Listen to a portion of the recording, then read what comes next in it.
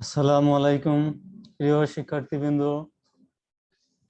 আজকে honours third year advance accounting 1 chapter 5 accounting changes and errors analysis IAS 8 গত ক্লাসের ধারাবাহিকতায় আজকে আমরা এই চ্যাপ্টারের উপরে আলোচনা করব। গত ক্লাসে আমরা আলোচনা করেছিলাম অ্যাকাউন্টিং চেঞ্জেস।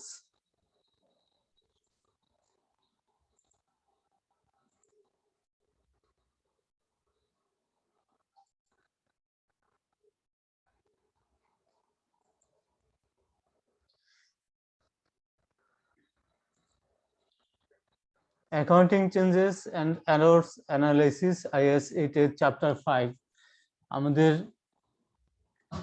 এলিমেন্টসগুলি ছিল accounting changes, changes in accounting principles, retrospective accounting changes approach, changes in accounting estimate, prospective reporting, changes in reporting entity, correction of errors, errors analysis, balance sheet errors, income statement errors, balance sheet and income statement errors, counterbalancing errors, non-counterbalancing errors, preparation of financial statement with errors correction.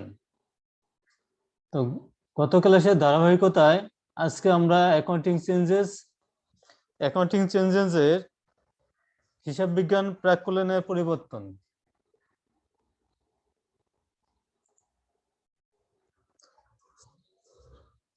হিসাব বিজ্ঞানে প্রাক্কলনের পরিবর্তন বা changes in accounting estimate. আমরা financial statement প্রস্তুত করা বা আর্থিক বিবরণী প্রস্তুত করার সময় কোম্পানি সমূহকে ভবিষ্যতের অবস্থা ও ঘটনাবলীর প্রভাব সম্পর্কে এস্টিমেট বা প্রাক্কলন করতে হয়। যেমন আনকালেক্টেবল রিসিভেবল অর্থাৎ অনাদায়ী প্রাপ্য সমূহ, ইনভেন্টরি অবসোলেন্সেস মজুত পণ্যের অপ্রচলনতা, সম্পত্তির কার্যকরী আয়ুষ্কাল ও ভগ্নাবশেষ মূল্য, estimated life of the assets and its residual value or scrap value, বিলম্বিত ব্যয় দ্বারা সুবিধাপ্রাপ্ত কাল, periods benefited by deferred cost, আয়কর ও warranty, income tax and warranty ব্যয়ের জন্য দায়, খনিজ সম্পত্তি মজুদের উত্তোলনযোগ্যতা, অবসর ধার্যের পরিবর্তন, পদ্ধতির পরিবর্তন। অর্থাৎ এই 7টা বিষয়কে আমাদের এস্টিমেট করতে হবে। অ্যাকাউন্টিং চেঞ্জেস আমরা ফাইন্যান্সিয়াল স্টেটমেন্ট বা আর্থিক বিবরণী যখন প্রস্তুত করব তখন কোম্পানির ভবিষ্যৎ অবস্থা ও ঘটনাবলীর প্রভাব সম্পর্কে প্রিডিকশন করতে হবে, অর্থাৎ প্রাক্কলন করতে হবে পূর্বে থেকে। আর এই প্রাক্কলনটা পরিসংখ্যানের ভাষায় prediction based on probability and probability comes from previous data। আমাদের কাছে যদি পূর্বের ডেটা থাকে তাহলে তার উপরে আমরা প্রবাবিলিটি তৈরি করতে পারবো, প্রবাবিলিটি থেকে আমরা প্রেডিকশন করতে পারবো। তাহলে সেই যে বিষয়গুলিকে আমাদের প্রেডিকশন করতে হবে, এস্টিমেট করতে হবে, সেই বিষয়গুলো হলো অনাদায়ী প্রাপ্য সমূহ বা আনকালেক্টেবল রিসিভেবল, মজুত পণ্যের অপ্রচলনতা, ইনভেন্টরি অবসোলেন্সেস,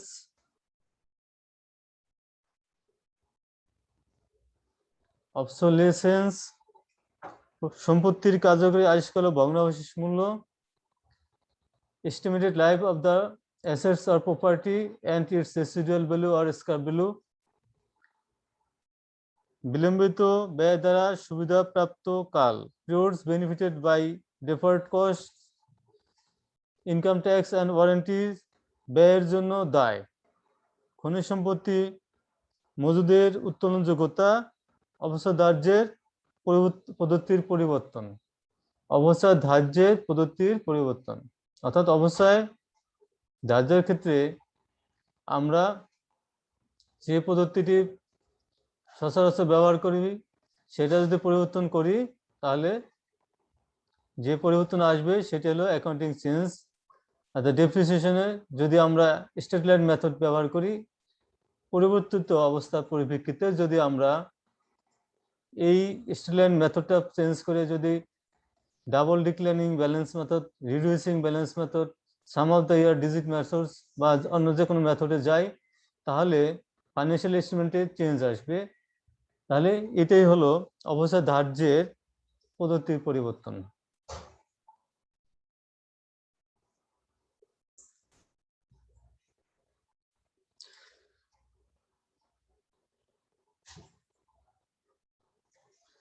ভবিষ্যতের ঘটনাবলী ও অবস্থা এবং তাদের প্রভাব সম্পর্কে অনিশ্চয়তার জন্য কোম্পানি সমূহ অনেক কিছুই অবহিত হতে পারে না।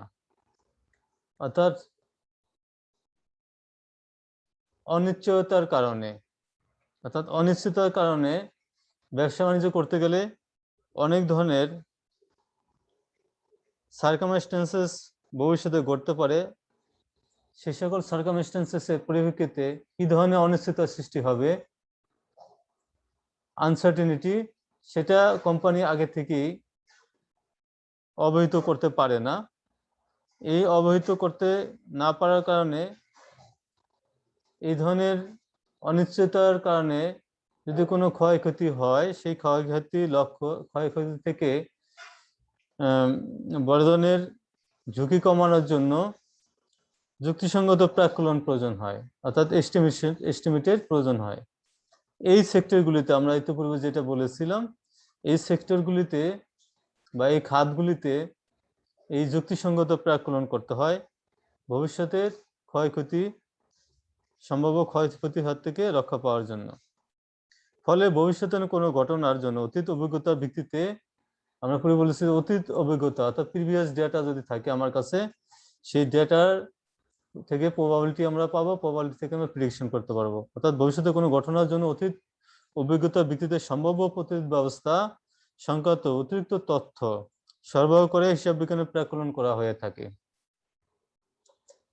এগুলো হিসাব বিজ্ঞানের প্রাক্কলনের পরিবর্তন, অর্থাৎ uncollectable receivable, inventory, obsolescences, assets, estimated lives and its residual value or scrap value, periods benefited by the deferred cost, warranty and tax and warranties, ব্যয়ের জন্য দায়, অবসর ধার্যের জন্য ধার্যের পদ্ধতির পরিবর্তন, খনিজ সম্পত্তির মজুদের উত্তোলনযোগ্যতা, এই বিষয়গুলির উপরে আমাদের এস্টিমেট করতে হবে ভবিষ্যতের সম্ভাব্য ক্ষয়ক্ষতি এড়ানোর জন্য। এটাই হলো changes in accounting estimate.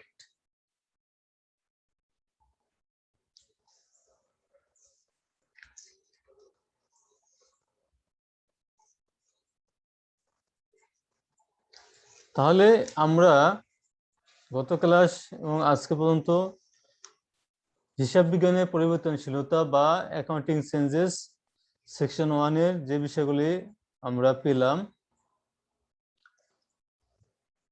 Financial accounting standard board বা এফএএসবি হিসাব তথ্যসমূহ প্রকাশের জন্য এমন একটি প্রতিবেদন কাঠামো প্রতিষ্ঠা করেছে যাতে হিসাব বিজ্ঞানের পরিবর্তনশীলতা 3 ধরনের পরিবর্তন জড়িত। এগুলি হচ্ছে changes in accounting principal, changes in accounting estimate, changes in reporting entity. এর বাহিরেও চতুর্থ এক ধরনের পরিবর্তনের কারণে হিসাব বিজ্ঞানের পরিবর্তন ঘটতে পারে, এররস ইন ফাইন্যান্সিয়াল স্টেটমেন্টস।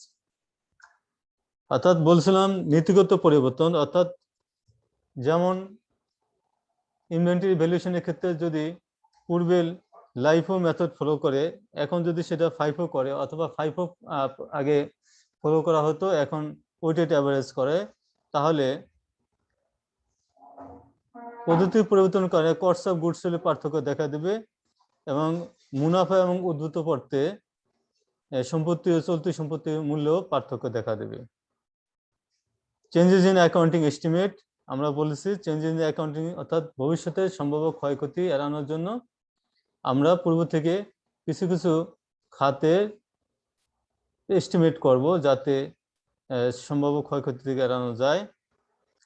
এরপর আমরা বলেছি চেঞ্জেস ইন রিপোর্টিং এন্টিটি, অর্থাৎ প্রতিষ্ঠানের সচরাচর যে প্রতিবেদন উপস্থাপিত হয় তা পরিবর্তন করে অন্য ব্যবস্থাপন করা হলে হিসাব বিজ্ঞানের পরিবর্তন হয়। যেমন কোম্পানি সমূহ তাদের সমন্বিত আর্থিক প্রতিবেদন উপস্থাপনকালে অধীন কোম্পানি কোনো পরিবর্তন ঘটানো হলে।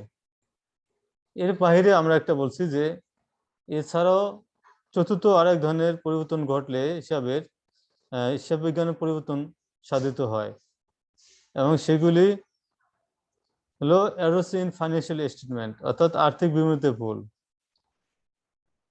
আর্থিক বিবরণীতে ভুল বলতে গাণিতিক পরিগণনায় ভুল, হিসাব বিজ্ঞানের নীতি সমূহে প্রয়োগে ভুল, দৃষ্টি এড়িয়ে যাওয়া ভুল ইত্যাদি কারণে হিসাবে কোনো ভুল হলে তাকে হিসাব বিজ্ঞানের পরিবর্তন বলা যায় না।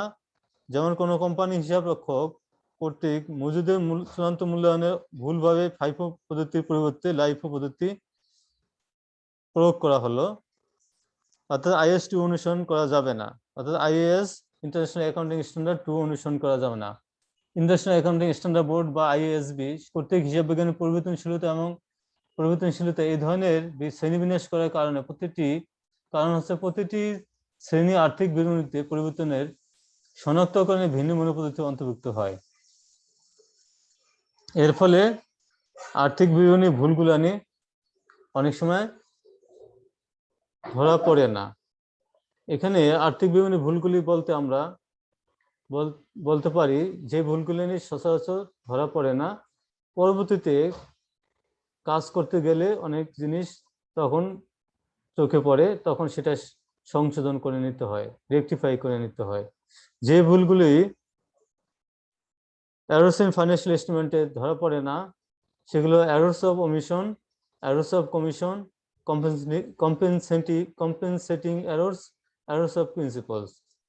ওমিশন হলো অর্থাৎ লিখতে গিয়ে বাদ পড়েছে, সম্পূর্ণ একটা এন্ট্রি ট্রানজাকশন বাদ পড়ে গেছে, errors of omission. Errors of commission লিখতে গিয়ে একটা টাকা কম লিখেছে আর একটা জায়গায় কম বেশি লিখেছে, অর্থাৎ অর্থাৎ এক জায়গায় 500 টাকা কম লাগছে, আরেক জায়গায় 500 টাকা বেশি লাগছে, অর্থাৎ দুইটা কম বেশি মিলে সমান হয়ে যায়, অর্থাৎ ভুলটা ম্যাচ হয়ে যায়, ফলে এটা ধরা পড়ে না, অর্থাৎ দেওয়া মিলে ধরা পড়ে না। পরবর্তী সময়ে বিভিন্ন অ্যাক্টিভিটিস করতে গেলে এই বিষয়গুলি তখন চোখে আসে। Errors of ওমিশন, commission, compensating errors, অর্থাৎ একটা ভুলের পরিপূরক আরেকটা ভুল, অর্থাৎ একটা ভুল দ্বারা আরেকটা ভুলের কম্পেনসেটিং হয়। এই ধরনের ভুলের কারণে সেই ভুলগুলি রেওয়া মিলে ধরা পড়ে না এবং এর কারণে ব্যালেন্স শিটে কোনো সমস্যা হয় না। সর্বশেষ আমরা যেটা বলছিলাম যে ভুলগুলি চোখে পড়ে না তার হলো এররস অফ প্রিন্সিপালস, অর্থাৎ নীতিগত ভুল। নীতিগত ভুলের কারণে রেওয়া মিলে ভুল ধরা পড়ে না। যেমন একটা মেশিন ক্রয় করার পরে এটা এস্টাবলিশমেন্ট হয়ে গেছে, মেশিনটা রান আপ, মেশিনটা পরবর্তীতে ত্রুটি দেখা দিলে যদি এটা মেরামত করা হয় তাহলে সেটা মেরামত খরচ হিসাবে লাভ লোকসান হিসাবে ডেবিট পয়সা আসবে, কিন্তু এটা যদি সংস্থাপন ব্যয় হিসাবে মেশিন মূল্যকে বাড়া দেয় তাহলে নীতিগত ভুল হবে। আবার একটা মেশিন ক্রয় করে আনার পরে সংস্থাপন অর্থাৎ এটাকে স্থাপন অর্থাৎ মেশিনটা চালু করার পূর্ব পর্যন্ত যে খরচগুলি হয় সেগুলি এস্টাবলিশমেন্ট কস্ট বা সংস্থাপন ব্যয়। এই ব্যয়গুলিকে যদি আমরা মেরামত খরচের ভিতরে ধরি তাহলে এটা নীতিগত ভুল হবে এবং এই ভুলের কারণে ফিনান্সিয়াল স্টেটমেন্টে কোনো সমস্যা হয় না বা রেওয়া মিলে ভুল ধরা পড়ে না। কিন্তু এটি নীতিগত ভুল। এই নীতিগত ভুলগুলো নিয়ে সংশোধন করতে হবে। যদি হিসাব বিজ্ঞানের জ্ঞানের সীমাবদ্ধ থাকে বা অপরিচিত থাকে বা অজ্ঞতা থাকে, তাহলে এই ধরনের ভুল সংঘটিত হতে পারে। এই জন্য এই ভুলগুলি যখনই চোখে আসবে তখনই রেকটিফাই করতে হবে, অর্থাৎ সংশোধন করতে হবে। তাহলে আমরা দেখতে পেলাম যে ভুলের কারণেও অ্যাকাউন্টিং চেঞ্জেস হতে পারে, অর্থাৎ পরিবর্তন হতে পারে।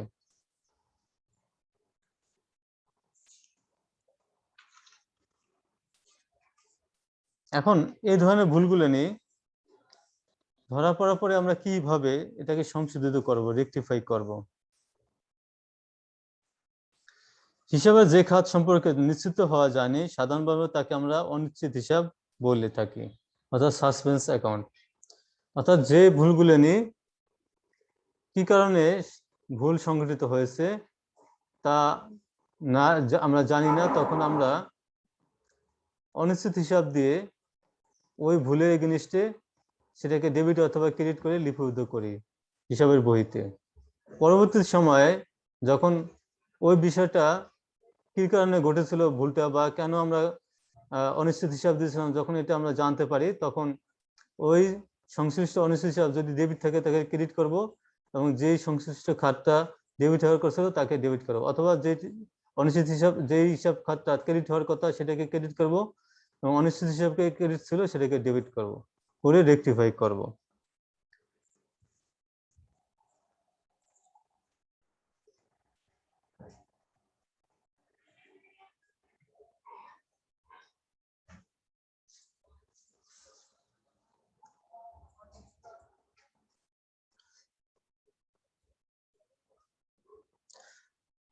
এরর্স অফ ওমিশন, যেমন বাদ পড়ার ভুল।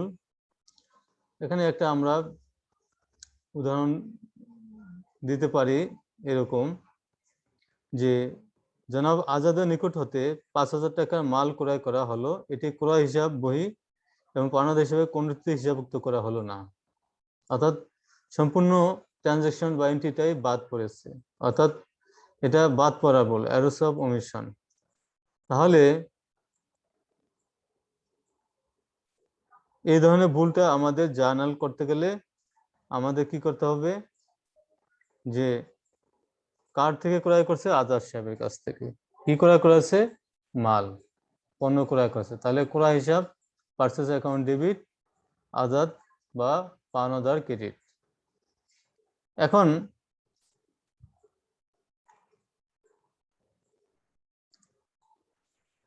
যদি এটা সম্পূর্ণ বাদ পড়ে তাহলে দুই পাশেই এটা এন্ট্রি হবে, অর্থাৎ বোথ সাইড এরর্স। আর যদি এটা এরকম ভাবে হয় যে আজাদ সাহেবের নিকট থেকে 5,000 টাকা পণ্য ক্রয় করা হলো, কিন্তু এটা ক্রয় বইতে লিপিবদ্ধ হয়েছে, কিন্তু পাওনাদার হিসাবে এটা লিপিবদ্ধ হয় নাই।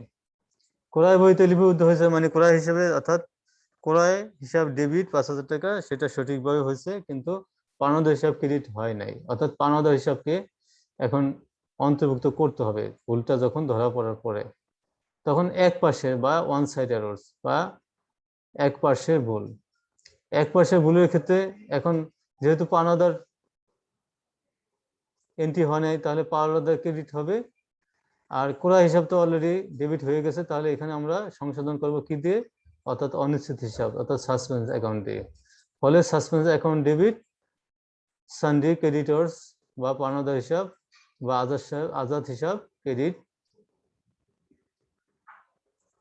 তাহলে এটা হলো এরর্স অফ ওমিশন, অর্থাৎ এবং errors of ওমিশন both side error, যদি সম্পূর্ণ এন্টিটি বাদ পড়ে তাহলে বোথ সাইড এরর, অর্থাৎ উভয় পার্শ্বে ভুল। অর্থাৎ সেক্ষেত্রে আমরা করব, আমরা নগদ সঠিক জবাবটা কি, আমাদের আজাদ হিসাব থেকে ক্রয়, অর্থাৎ পারচেস অ্যাকাউন্ট ডেবিট, আজাদ হিসাব ক্রেডিট আর সানডে ক্রেডিটর্স হিসাব ক্রেডিট।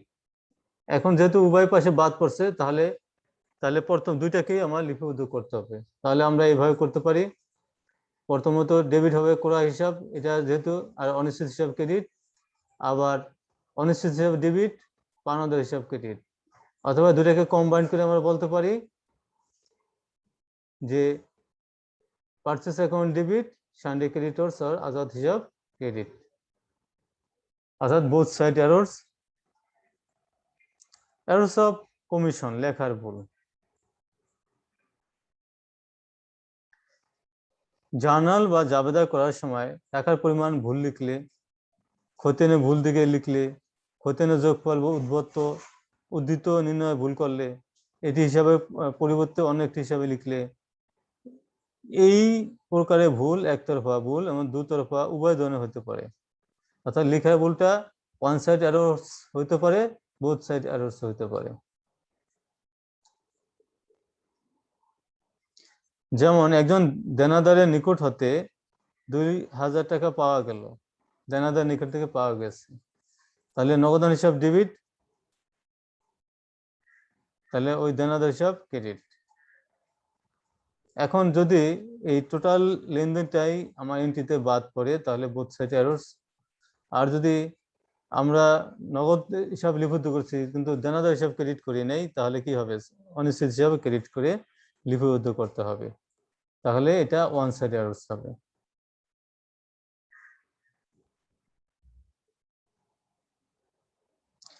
অথবা যদি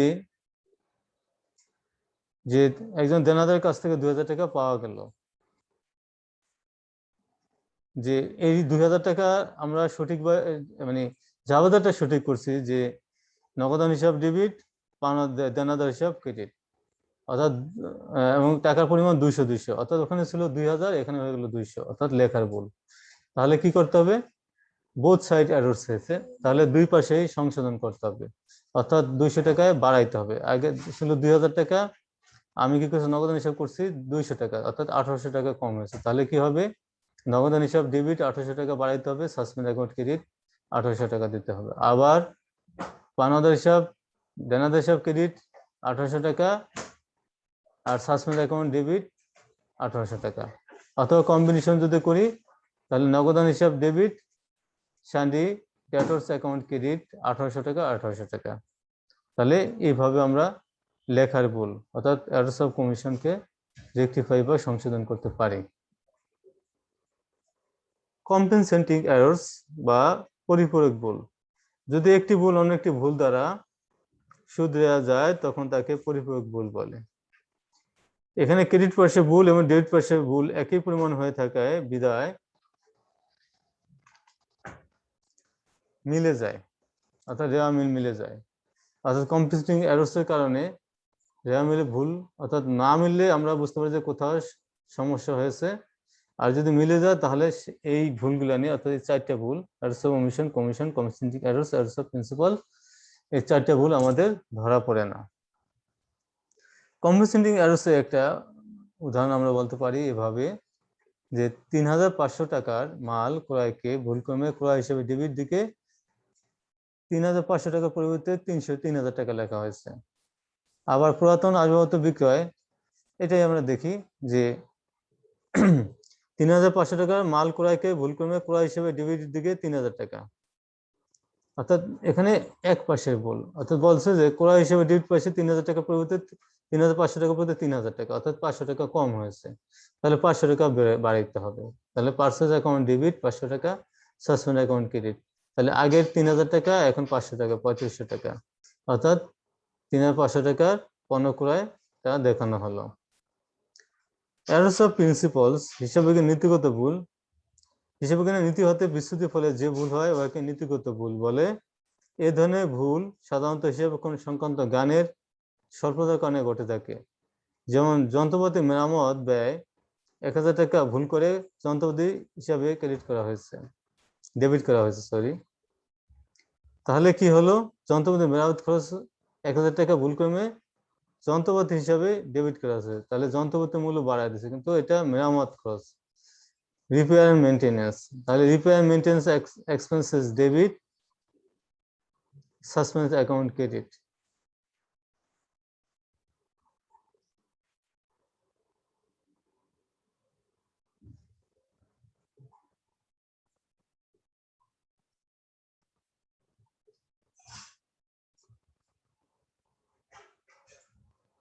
তাহলে আমরা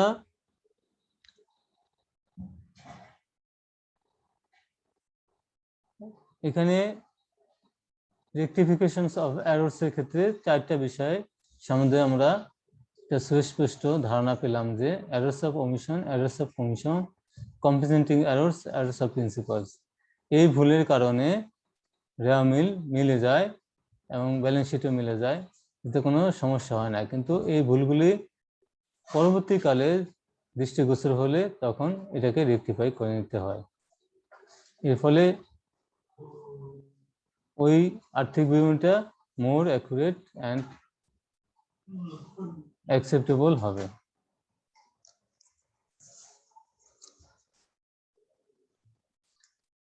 আমরা যেই বিষয়টা বলতেছিলাম যে IAS 8 বা ইন্টারন্যাশনাল অ্যাকাউন্টিং স্ট্যান্ডার্ড আন্তর্জাতিক হিসাব মান, যে IAS 8 এ ভুল সংশোধনের বিষয়ে আলোচনা করছে।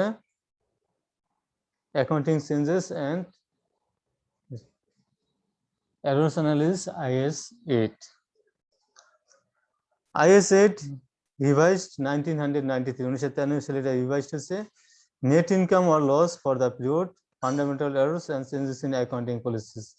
বাংলাদেশের ICAB, institute of chartered accountants of Bangladesh, ICAB কর্তৃক গৃহীত, তাই স্টক এক্সচেঞ্জে তালিকাভুক্ত পাবলিক লিমিটেড কোম্পানির জন্য তা বাধ্যতামূলকভাবে অনুসরণীয়। বেঞ্চমার্ক ট্রিটমেন্ট, মানসম্মত প্রয়োগ। এই নিয়মের পূর্ববর্তী বছরে ভুলের জন্য প্রারম্ভিক করে পুনরায় উল্লেখ করতে হবে যদি তা বাস্তব না হয়। অনুমোদিত বিকল্প প্রয়োগ, অ্যালাউড অল্টারনেটিভ ট্রিটমেন্ট। চলতি হিসাবকালে লাভ ক্ষতি নির্ণয়ের জন্য মৌলিক ভুলের সংশোধন করতে হবে। তুলনামূলক তথ্যের জন্য পূর্ববর্তী বছরের প্রকৃত তথ্য সংশোধিত নয় পাশাপাশি দিতে হবে, এবং অবাস্তব না হলে সংশ্লিষ্ট বছর সংশোধিত তথ্য পাশাপাশি দিতে হবে, অর্থাৎ কম্পারেবিলিটি, অর্থাৎ তুলনা করার জন্য, তুলনাযোগ্যতার জন্য এটা করতে হবে।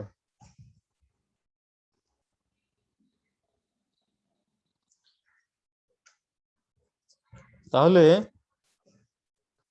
আমরা দেখতে পেলাম যে accounting changes and errors analysis IAS 8 এই বিষয়টা কিভাবে আমরা বৈজ্ঞানিকভাবে আমাদের ফাইন্যান্সিয়াল ইনস্ট্রুমেন্টে দেখাবো, সেই বিষয়গুলি এখানে সুন্দরভাবে উপস্থাপন করা হয়েছে।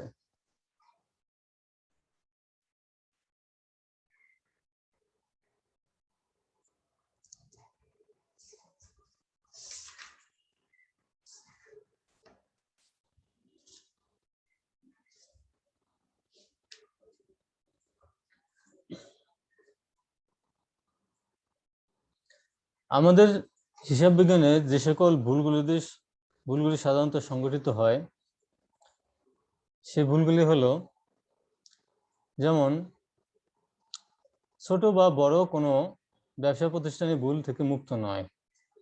প্রতিষ্ঠান দক্ষ কর্মী নিয়োগ ও উন্নত কারিগরি সহায়তা গ্রহণ করার জন্য ভুলের পুনরুক্তি অনেক সময় কমে এসেছে, কিন্তু আর্থিক প্রতিবেদনে সংগঠিত ভুলের হিসাব রক্ষণ ও এর পূর্ণ প্রকাশ না ঘটলে বিনিয়োগকারীদের অন্ধকারে থাকতে হয়, যা IFRS international financial reporting standard এর নির্দেশনার পরিপন্থী। আর্থিক বিবরণীতে হিসাবের কোনো জেরের ভুল শ্রেণীবিন্যাসের কারণে সৃষ্ট সম্পদ বা আয়ের অতিমূল্যায়নজনিত ভুল প্রতিষ্ঠানের নিট আয়কে তাৎপর্যপূর্ণভাবে প্রভাবিত করে, বিধায় এই ধরনের ভুল বিনিয়োগকারীদের নিকট অত্যন্ত গুরুত্বপূর্ণ। অবশ্য ভুল যে ধরনের হোক না কেন, তার সম্ভাব্য প্রভাব বিনিয়োগকারীদের জানা উচিত, কারণ হিসাবে বিভিন্ন ধরনের ভুল অনুপাত বিশ্লেষণকে যথেষ্ট প্রভাবিত করা সহ প্রতিষ্ঠানের আভ্যন্তরীণ নিবারণ ব্যবস্থাকে চিহ্নিত করে, দুর্বলতাকে চিহ্নিত করে। সাধারণভাবে হিসাব বিজ্ঞানে সংগঠিত বিভিন্ন ধরনের ভুল নিম্নরূপ: হিসাব বিজ্ঞানের সর্বজন স্বীকৃত নীতিমালা অর্থাৎ GAAP, generally accepted accounting principles, general acceptance accounting principles বা সর্বজনীন হিসাব বিজ্ঞান স্বীকৃত নীতিমালায় ব্যত্যয় ঘটিয়ে অন্য কোনো নীতির প্রবর্তন। হিসাব বিজ্ঞানের নীতিমালা অনুযায়ী সঠিকভাবে হিসাব রক্ষণ না করার কারণে অতীতে হিসাবে ভুল হলে, যেমন কোনো কোম্পানির নগদ ভিত্তিক হিসাব ব্যবস্থা থেকে বকেয়া ভিত্তিক হিসাব ব্যবস্থা পরিবর্তনের কারণে আয়কর পরিগণনায় ভুল হতে পারে। গাণিতিক ভুল যেমন মজুত পরিগণনায় ভুলের কারণে মজুত মূল্যায়ন ভুল হয়। চূড়ান্ত সদ্বিশ্বাসের সাথে নীতি অনুযায়ী প্রাক্কলনের পরিবর্তনজনিত কারণে প্রাক্কলনের সময় যথাযথ সতর্কতা অভিজ্ঞতা সমন্বয়ের ব্যতীত সমন্বয় ব্যত্যয় ঘটার ফলে প্রাক্কলনে ভুল হওয়ার কারণ থাকে। যেমন অবস্থায় দাজের সময় অযৌক্তিকভাবে অবস্থার হার নির্ধারণ করা হলে। আর্থিক সময়কাল শেষে সতর্কতার জন্য কোনো খরচ বা আয় হিসাবভুক্ত না করার ফলে সৃষ্ট ভুল। কোনো ঘটনার অপপ্রয়োগ, যেমন সরলরৈখিক পদ্ধতিতে অবস্থান নির্ধারণের সময় ভগ্নাবশেষ মূল্য পরিশোধ গণনায় মূল্য পরিগণনায় না আনা হলে কোনো ব্যয়কে ভুলভাবে শ্রেণীবিন্যাস করে খরচ হিসেবে দেখানো হলে, যেমন যন্ত্রপাতি সংস্থান ব্যয় সম্পদ হিসেবে না দেখে খরচ হিসেবে দেখানো হলে। বিভিন্ন কারণে হিসাব বিজ্ঞান ভুল সংগঠিত পারে। হিসাব বিজ্ঞানের সন্ধান যে সকল ভুল হতে পারে তা নিচের তালিকায় আমরা দেখব। 11টি প্রধান ভুলের শ্রেণীবিন্যাস করা হলো যার আর্থিক প্রতিবেদন পুনরুক্তি প্রয়োজন হয়। তাহলে আমরা যে সকল কারণে ভুলের পুনরুক্তি হয় বা পুনরায় ভুল হতে পারে তার 11টা কারণ উল্লেখ করে আমরা সেটাকে পুনরুক্তির প্রয়োজন হয় আর্থিক প্রতিবেদনের। সেটা আমরা আগামী দিন আলোচনা করব। আগামী দিন বলতে আগামী মঙ্গলবার।